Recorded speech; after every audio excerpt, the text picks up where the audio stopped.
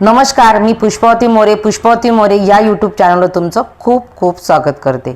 सर्वप्रथम आज 10 मे म्हणजे आपल्या सगळ्यांना माहिती आहे की आंतरराष्ट्रीय मातृदिवस। तर तुम्हा सगळ्यांना मातृदिनाच्या खूप खूप शुभेच्छा। मुळात एक दिवस साजरा करण्यापेक्षा तो दिवस आईचा दिवस, मातृदिवस तर हा दररोज असणं म्हणजे तो आपण एका दिवशी तो साजरा करण्यापेक्षा आईचा सन्मान रोज केला तर ती खूप महत्त्वाची गोष्ट असेल। असो, माझ्या व्हिडिओचा विषय दुसराच आहे।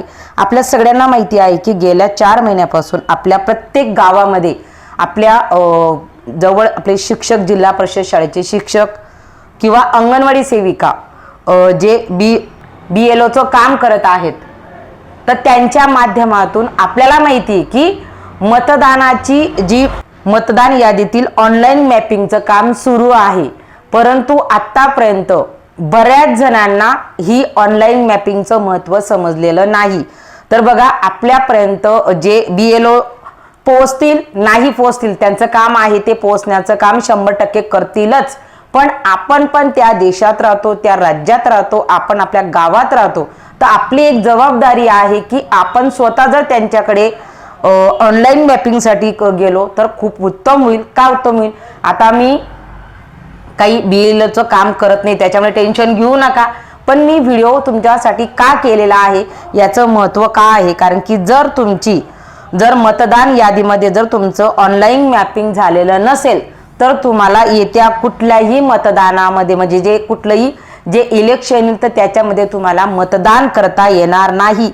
त्याच्यामुळे सगळ्यांनी आता लक्षात ठेवा की तुमच्यापर्यंत जर BLO आलेले नसतील तर तुम्हाला त्यांच्याकडे जायचं आहे आणि तुम्ही तुमची ऑनलाईन मॅपिंग करून घेणं महत्त्वाचं आहे। कारण की आपलं एक मतदान हे इतकं निर्णायक असू शकतं आणि त्या मतदानामुळे आपलं जे देशाचं भविष्य असेल, आपल्या राज्याचं भविष्य असेल, आपल्या गावाचं भविष्य असेल तर ते आपण घडवू शकतो। आणि त्याच्यावरच, कारण की आपला देश हा प्रजासत्ताक देश आहे, लोकशाही पद्धतीने आपल्या देशामध्ये कामकाज चालत असतं आणि ते लोकशाही पद्धतीने चालत असल्यामध्ये आपलं मत हे निर्णायक असतं।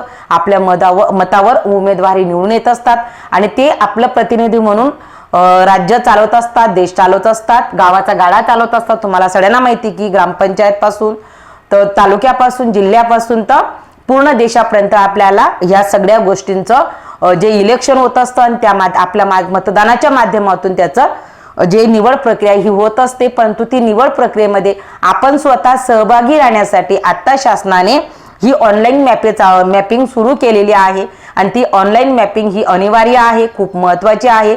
त्याच्यामुळे आपल्या देशाचा देखील खूप मोठा फायदा होणार आहे। त्याच्यामुळे पण असं करत असताना आपण कुठं जर साईटला बाजूला राहून गेलो, आपली मॅपिंग राहून गेली तर आपल्याला मतदान करता येणार नाही। त्याच्यामुळे माझ्या पूर्ण देशातील मतदार बांधवांनो, आपण जागृत व्हा।